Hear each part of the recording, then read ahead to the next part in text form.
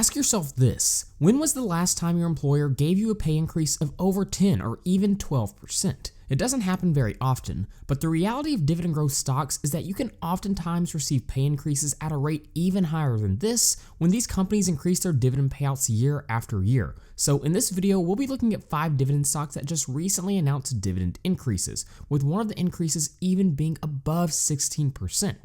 To analyze these stocks, we'll be using my automated spreadsheets from tickerdata.com, and like always, if you'd like to get access to these sheets and also access to the Ticker Data add-on in Google Sheets that allows you to automatically import stock financials straight into your spreadsheet, then you can head over to tickerdata.com. Now let's dig in. Our first stock that just announced a dividend increase is Casey's General Stores, and they announced a massive dividend hike of about 16.3%. That is a very large dividend hike, and we can see this pushes up their dividend to 50 cents per share, up from the prior dividend of around 43 cents. Now we can see over the past year, the company has done extraordinarily well. They're up nearly 70%. If we look at them year to date, up about 36%, and in the past 5 days alone, up nearly 14%, and we can see there's a huge jump up right here. Now, why is this? Yes, the dividend hike may have something to do with this, but the company also announced a very nice earnings report. We can see Q4 GAAP earnings per share came in at $2.34, which was a huge beat by around 64 cents,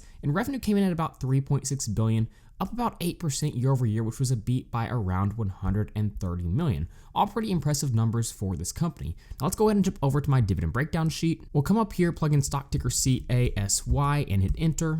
And we can see all this data will automatically load in. Now, the starting dividend yield for this company is showing about 0.46%, but this company just announced a dividend increase, so that isn't taken into account yet. Really, that starting yield is closer to about 0.5%. So yes, still a pretty low starting dividend yield, but the dividend growth rates we're starting to see from this company are getting higher and higher. And for example, we can see very low payout ratios right now. Payout ratio of 12.45% and free cash flow payout ratio of 13.72%. And like I said, the past few dividend hikes have been pretty good. We can see they've gone from 137 to 146, 146 to 162, 162 to 172, and that most recent dividend hike pushes it all the way up to $2. So again, pretty massive jump for this company with a decent history of dividend increases. We can see that 10-year dividend CAGR at about 8.51%, but again, this will be a little bit higher when we take into account the most recent dividend hike. Now, something we have to understand about this company is the past 3 years have been much better than the past decade for them. For quite some time, we can see there were some years with negative free cash flow, and a lot of the years, free cash flow didn't even cover that dividend payment, which is not something I like to see. But the past 3 years have been very good. We can see in 2021, free cash flow of about $362 million. Then we went to around $462, and in 2023, $405 million. Meanwhile, the dividends they're paying out is sitting at about $48 million here, $51 million here, and then about $55 million in 2023. So free cash flow over the past 3 years is easily covering those dividend payments. We jump over to the profitability sheet, come up here, plug in CASY, and hit enter. We can see the data will load in. And one of the things I notice immediately is earnings per share growth has been pretty solid over the past decade. In 2013, it's sitting at about $2.71. In 2023, jumped all the way up to about $12 per share. So that is pretty solid. Revenue growth was stagnant for a while, but in the past few years, we can see it's grown some as well. Same is true for free cash flow growth per share, just like we saw a moment ago. And something else we need to take into account: return on invested capital is pretty consistently around 10%. Now, it's not necessarily a high return on invested capital, but for a company in their industry, I don't usually expect to see high levels of return on invested capital. If we jump over to the profitability and income statement sheet, one of the things we'll notice is gross profit ratio has jumped around just a little bit over the past 10 years, but the past couple of years have been pretty much in line with their 10-year average of about 20.76%, with 2023 coming in at 20.35%. The next company that just announced a dividend increase is one that I hold in my personal portfolio, and it's performed pretty well for me up to this point, and we can see that as Lowe's, and they announced a dividend hike of about 5%. Now, this is quite a bit lower than the historical dividend growth average for this company, which we'll touch on here in just a little bit. If we look at Lowe's, we can see they're currently trading at $226 per share, and over the past year, they're up slightly, about 6.2%, and year to date, looks like they're pretty flat, up about 1.81%. Now, over the past decade, they have definitely outperformed the market, up about 392.73%. What's really impressive is the levels of dividend growth they have seen over the past decade.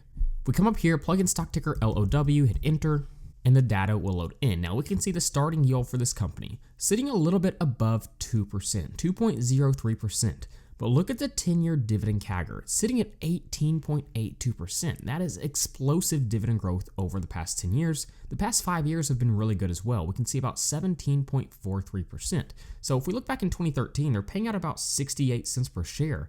But look at 2023, $4.30, and right now, $4.60. So again, pretty explosive dividend growth during that time period. And we can see the free cash flow payout ratio right now sitting at about 40.98, and the payout ratio sitting at about 36.82%.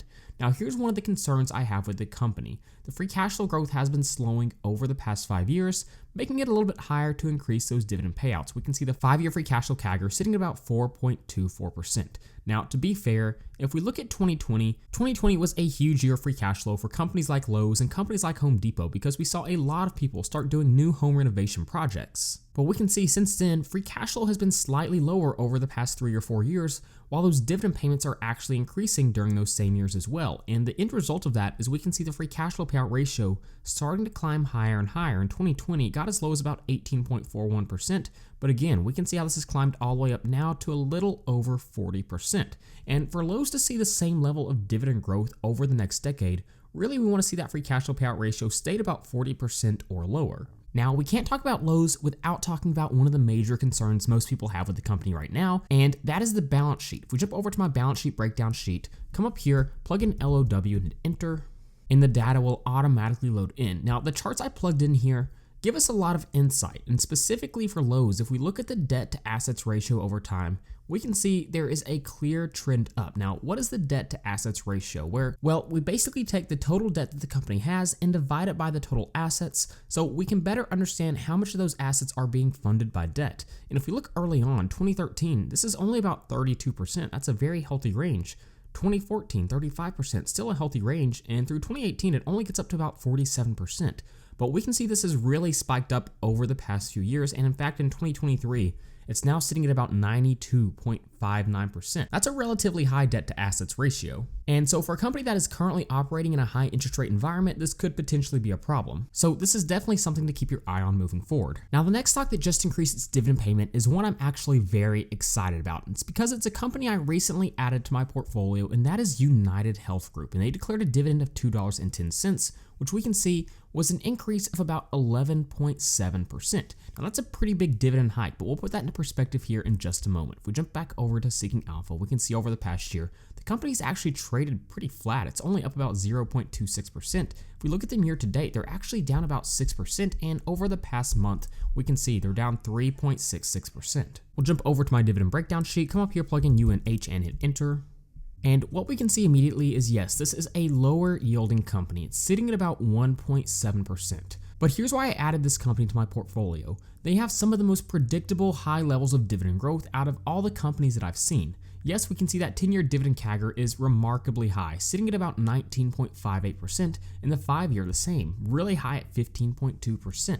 And we can see those year-over-year double-digit dividend hikes are very common for this company. They've gone from paying about $1.05 in 2013 to now paying about $8.40. Explosive dividend growth. Now, why are they able to sustain such high levels of dividend growth? Well, the free cash flow for this company is also exploding. We can see the 10-year free cash flow CAGR at 16%, the 5-year at about 13.5%. So when they're able to increase free cash flow and dividends at the same time, we can see this is very healthy because the free cash flow payout ratio will stay in a consistent area, which I love to see. We can see it's pretty much been between 20 to 30% for the entirety of the past decade, which is a very healthy ratio. And as of right now, it's sitting at about 26.33%. And like I always say, there's 5 different things a company can do with free cash flow. They can reinvest back into the business, which every business should be doing, buy back shares, pay out dividends, pay down debt, or attempt mergers and acquisitions. So when we see these dividend growth companies with lower payout ratios, it means they have plenty of capital left over to do all those other things to help grow the business, which is exactly what we need to see if they want to be able to continue to increase those dividends at a high rate. So when we look at the free cash flow versus dividends paid, yes, we can see those red bar charts are increasing year over year consistently, but the free cash flow is also exploding at a high level. If we jump over to the stock screener, come up here, plug in UNH and hit enter. We can see the metrics here really are beautiful. Revenue per share, consistent growth. The same is true with earnings per share and free cash flow per share. The growth from this company has been so consistent. It's been so stable. And again, it makes the high levels of dividend growth very predictable. We can see shares outstanding has been declining, debt to assets ratio is in a healthy level, and there has been consistently returns of invested capital of around 15%, which is pretty solid. Our fourth company that just increased dividend payouts is going to be FedEx, and they had a pretty good one at about 9.5%. That's pretty solid dividend growth, and we can see it's now sitting at $1.38 compared to the previous dividend of $1.26. And if we look at Seeking Alpha, we can see the past year has been decent. They're up about 11.59%. Year to date, actually traded pretty flat, down by about 1%. And if we look at the past month alone, they've actually declined quite a bit, down about 6.42%. If we come up here, we'll plug in FDX. And we can see when this data loads in, there's actually a lot to break down here. First off, starting yield is sitting at about 2%, and the 10-year dividend CAGR is extremely good at almost 21%. Not many companies with that high of a 10-year dividend CAGR, and the 5-year has been good at about 14% as well, and the payout ratios look to be in a healthy range. So what exactly is going on here with this company? Well, we have to understand the company has been pretty cyclical over the past decade. First off, we can see from 2013 to around 2017 or 2018, there was pretty solid dividend growth going from around 59 cents per share all the way up to about $2.45. But then we can see from 2018 to 2021, the dividend growth really slowed down. There wasn't much growth at all, and in fact, in 2019 to 2020, there was no dividend growth. Now, over the past 3 years, the dividend has jumped up by quite a bit. We can see going from $2.90 to $4.20 to $4.93, and with their most recent dividend hike, now about $5.04. Now, the story behind this can be told by looking at the free cash flow versus dividends paid out chart. First off, in 2013, we can see free cash flow is easily covering those dividend payments. Free cash flow of about $1.3 billion versus dividends paid out of around $177 million. That's a very healthy ratio. And in fact, if we jump over to the free cash flow payout ratio over time, we can see that's a free cash flow payout ratio of about 13.48%. So we can see from 2013 to 2018, free cash flow is easily covering those dividend payments. But then we see a switch. 2017, they actually have negative free cash flow. The same is true in 2018. 2019, they have positive free cash flow, but it still doesn't cover that dividend payment. And in 2020, negative free cash flow. So 2017 through 2020 was a pretty rough patch for this company, as we can see here. But ever since 2021, the company is generating way more free cash flow and easily covering those dividend payments. 2021 saw free cash flow at about $4.2 billion, while dividends paid out was sitting at about $686 million. Now, again, like we saw with Lowe's, free cash flow has been declining over the past few years, while those dividend payments are increasing at a pretty fast rate, as we can see with the 5-year dividend CAGR. So we can see that free cash flow payout ratio in 2021 sitting at about 16%, but it's been steadily increasing since then, going up to 25.84 in 2022 and 2023, now sitting at about 44.57%. So this increasing free cash flow payout ratio, again, definitely something to keep your eye on. If we jump over to the balance sheet breakdown, come up here, plug in FDX and hit enter.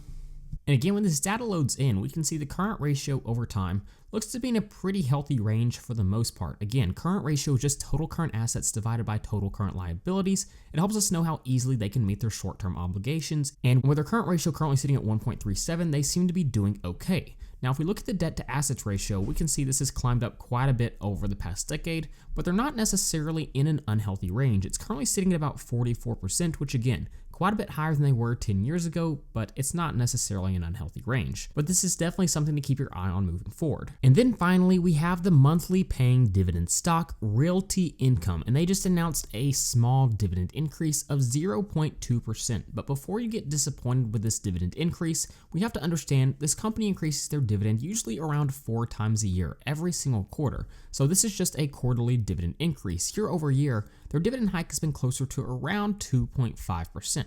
Now, like most REITs, this company has struggled over the past year operating in a high interest rate environment. Investors currently seem to be pushing more towards risk-free investments. And over the past year, Realty Income is down about 12.56%, and year to date, down about 7.16%. Now, the good news is the company now has a starting dividend yield sitting above 6% at 6.03%. So that's a high starting dividend yield. Now, if we jump over to the dividend breakdown sheet and plug in O and hit enter, one of the things you'll notice is the payout ratio is saying 242%. And this has a lot of people concerned, but what you have to understand is we are looking at a REIT. This isn't your typical stock. REITs are required by law to pay out 90% of their earnings in the form of dividends. So really what we need to be looking at is the AFFO payout ratio. And this is something right now we can see on Seeking Alpha. If we scroll down here, we can see the AFFO payout ratio sitting at about 74.75% forward looking, and for the trailing 12 months, about 76%. So in reality, the dividend payments from this company are currently safe. This is not something we have to be concerned about. Now, if we jump over to the stock screener, come up here and plug in stock ticker O, one of the things I do have to point out is shares outstanding. Now, typically REITs issue new shares every year to raise more capital because, again, they don't have a lot of capital left to reinvest back into the business because they're paying out 90% of their earnings in the form of dividends. But over the past few years, the amount they're issuing has really exploded, and this has a lot of people concerned, and I think there is some justification behind this, but you do have to understand. Right now, we're operating in a higher interest rate environment, and REITs have two options to raise capital. They can take out debt or issue new shares. So for a while here, when we were in a lower interest rate environment, they weren't issuing nearly as many shares. But now that we have much higher interest rates, they've decided that it's better to issue shares to raise capital rather than take on high interest debt. And we can see that's exactly what they've done. Shares outstanding in 2021 at about 414 million, now sitting at about 692 million as of the end of 2023. So should you be concerned? Maybe a little bit, but you do have to put this into context. They don't want to take out high interest debt as of right now. So there you go. Those are 5 dividend stocks that just recently announced dividend increases. Go ahead and let me know what you think of these increases and these companies in the comments down below. And like always, if you'd like to be able to download any of my spreadsheets and also get access to the Tigger Data add-on in Google Sheets that allows you to automatically import stock financials straight into your spreadsheet, then you can head over to tickerdata.com at the link in the description. So with all that being said, thank you guys so much for watching, and please don't forget to like and subscribe to the channel.